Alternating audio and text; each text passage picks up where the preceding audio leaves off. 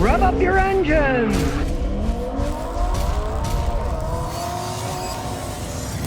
Well, Ford has a new bit of technology in their big pickup trucks that says will save marriages. It's a trailer assist, so the things can actually back up themselves to hook up to your trailer. You can see the picture here. It's called Ford Trailer Assist. It's camera on it, and it automatically backs up to your trailer hitch. So you don't say, oh, to the left, to the right, and then somebody hits the gas and runs into something. And it's a system that's called onboard scales with automatic hitch. And what that does is it weighs to see, do you have too much weight? You know, it'll show you how much weight is being put on it. God knows how long this stuff's going to last with technology like that on a pickup truck, but using the vehicle's infotainment screen, you can see where the hitch is, back it right up to it, and see how much you're pulling, how much weight you're pulling. Now, this onboard scale's a smart hitch.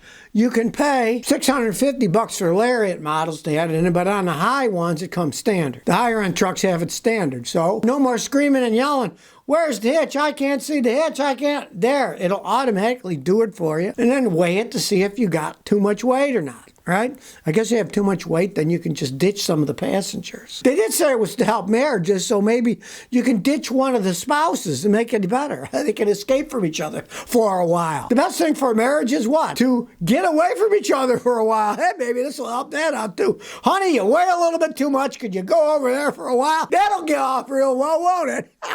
Next question says, hey, Scotty, what year should I get Audi Q5? What years do you recommend? I'd recommend getting no years. I can't stand the Audis. They're endless money pits, you know? Now, they're fast, they're fun to drive, they're beautiful looking cars, but they are endless money pits, period. If you can find a really low mileage one for a good price, if you check out used Audis, you're going to see you can get them dirt cheap in most places. Got on a street bought one. Right? He paid $2,000. It's a beautiful looking car and it runs great, but for how long? No one knows. Now, he's an older retired guy, so he doesn't drive that much. It's just a game. You can play with that. But for regular transportation, nit.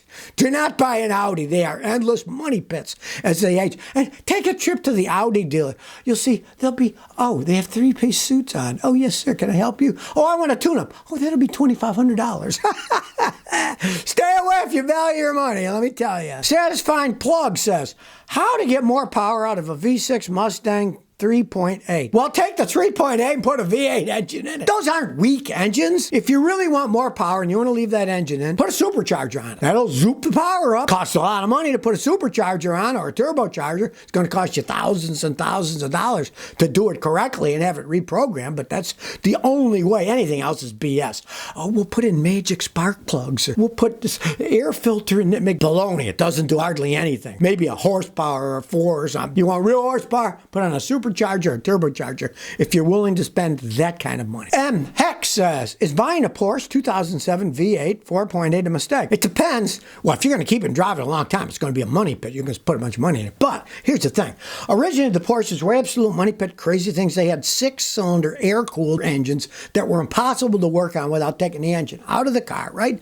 You're talking about the V8s. Those are V8 engines. I've seen people with those with 200,000 miles and they still ran pretty good. They were taken care of, right? So, I mean, if you can get one cheap, I've seen people in Clarksville, they get them cheap enough for $3-4 grand, they still run okay. You know, the parts are super expensive and the mechanics that work on them are going to take you to the cleaners every time you come in. But if you're the type of guy who likes working on your own car, if you get one cheap, they're water-cooled engines, V8, a lot of power. If the previous owners didn't destroy them, they could be an okay, fun vehicle, as long as you don't put too many miles on them and you know how to work on some stuff yourself. Marvin Aka says, Scotty, can Lucas Trano help with rough gear change? Well, it can. There's all kinds of ifs on it, though. If we went back into the 70s and 80s, it often worked great on American cars. I had a guy with a Chevy, and it shifted like crap, and he came back to me about 6 months later and shifted fine. I said, would you take it to a tranny shop? He said, no. He said, I put 2 bottles of Lucas shifter in it, and now it's shifting fine. It did work great on those old-fashioned American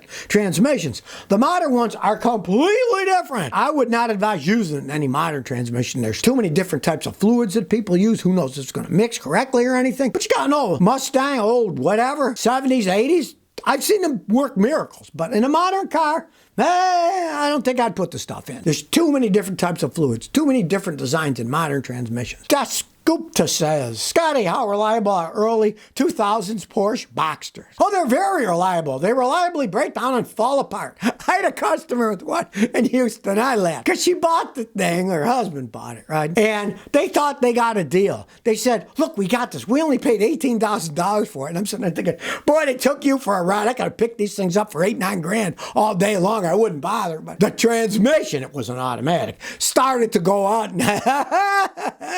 Look what it's going to cost you to fix it. They ended up losing 10 grand on a deal when they sold it to somebody else. They reliably break down. You know, they're not the performance cars of the 911s. The engines are smaller, the mid-engines. They're fun toys, but I mean, I had a customer, he bought a used one for 9 grand. It was a beautiful looking car. Then he found out, well, the headlight system wasn't working, and I looked, and I said, you know, the headlights and the switches and everything that turns it on, it's about $4,000 worth of parts. I said, but my Toyota, the bulb cost me $10 at AutoZone, so make a wise decision. Don't buy one. Richard Collins says, any thoughts on a new Toyota Supra with a manual transmission? Okay, numero uno, realize they are not Toyotas. They got nothing to do with Toyota.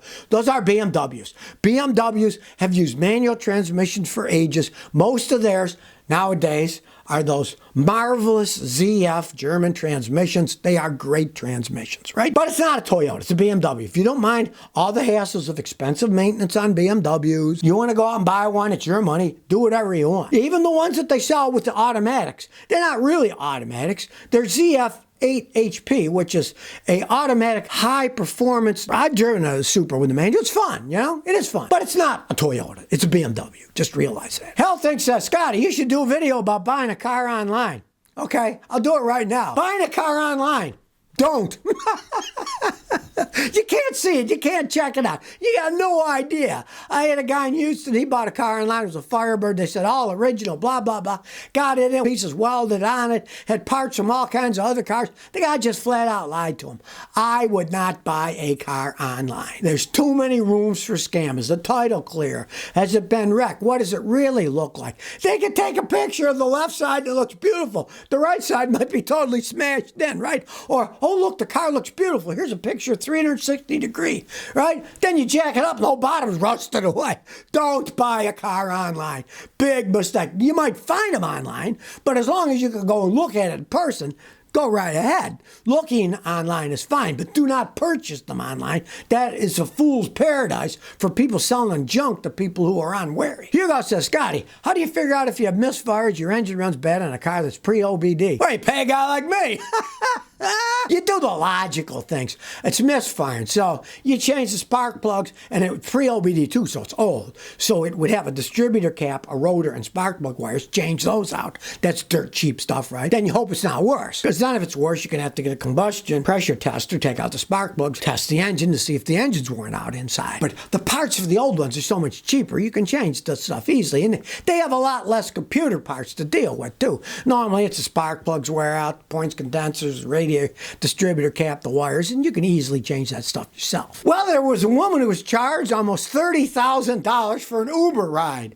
This is in Costa Rica. Dominique Adams looks at her bill, and what did she see? $29,994 bill for Uber. And the company wasn't helpful at first. They said, well, it's your own fault because you told us that you were traveling abroad. And when you travel abroad, it changes their structure of warning that, hey, this charge is too much for a taxi cab ride. Did you authorize this, right? They didn't do that. So they tried to blame her on it. Well, the whole problem was because she was charged in American dollars for the Uber ride instead of the Costa Rican colon. So instead of 29,000 colones, which isn't that much money, I guess, that's 55 US dollars. Obviously, their money isn't worth much in Costa Rica. 29,000 of their things are worth 55 bucks. They charge her for dollars instead of cologne. She got this outrageous bill. So be wary if you're taking Uber overseas, you know. You might get a lot bigger bill than what you think. Just shows you how the Uber software is crap. You know, they always blame everything. But all these big companies, the software is garbage, right? So when they have a problem like that, and then they try to blame the poor woman. Well, it's your fault. You told us you were traveling, you know? That should have made even more sense. She's traveling. Oh, look, the woman's traveling. So let's make sure we charge you the correct amount of money in dollars and not colognes or francs or wherever she happened to have gone, right? You'd think they'd have that set up, but I guess not. You know, they're too busy counting their money at Uber, making money off the back of the poor drivers who pay for their own cars, their own insurance, their own gasoline, while the Uber company rakes in millions for themselves, sitting on their fat heinies looking at computer screens. So if you never want to miss another one of my new car repair videos, remember to ring that bell.